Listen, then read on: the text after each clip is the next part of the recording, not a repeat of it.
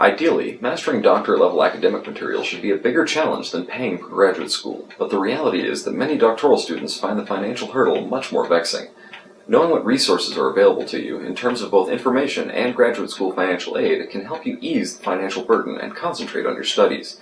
Make no mistake about it, earning a doctorate degree is expensive, but it can also be a sound investment. A doctorate degree can boost both your earning potential and career options. The trick, then, is to get past the short-term financial hurdle in order to reap the long-term rewards of earning your doctorate. The starting point in the process of paying for graduate school is to evaluate PhD programs to find the one that is right for you. This involves more than simply finding a good PhD program in your area of study. The cost of different programs is also a factor. You should consider all your options, including earning a PhD online. Whether you earn your PhD online or in person, you should check the school for proper accreditation through the U.S. Department of Education. Because accreditation affects your financial aid options, you may want to limit the field to properly accredited schools. After that, make a priority list according to suitability, reputation, and cost. Establishing the cost gives you a target to shoot for, at which point you can start exploring ways of paying for graduate school to meet that target. The general hierarchy of financial aid is, first, grants, fellowships, and scholarships for graduate students. Second, assistantships.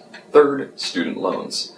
These awards are mentioned in descending priority from least to most burdensome.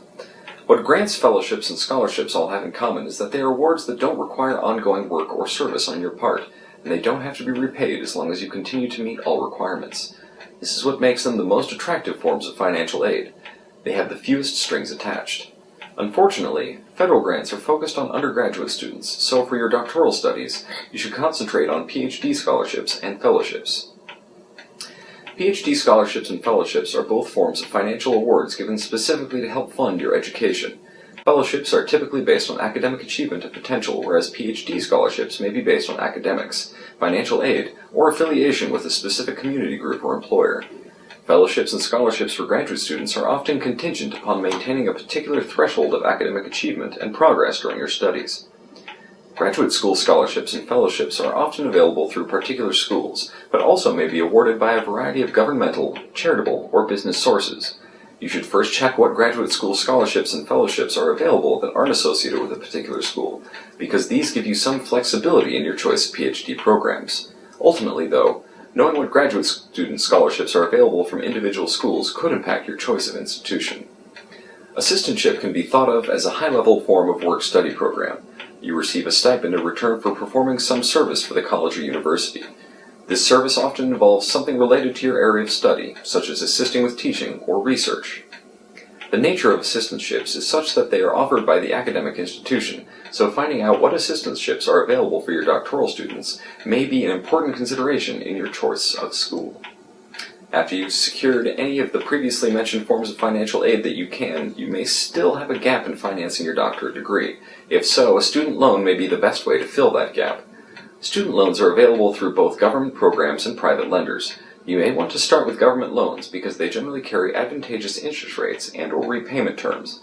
To apply for a federal student loan, you would complete the free application for Federal Student Aid, or FAFSA. If you're still paying off loans from your undergraduate studies, think about whether you should consolidate your old debt into a new student loan. Consolidating student loans makes sense if you can save on interest rates or defer the time when you need to start making payments. You can also look into loan deferment options for your undergraduate loans when you enroll in graduate school.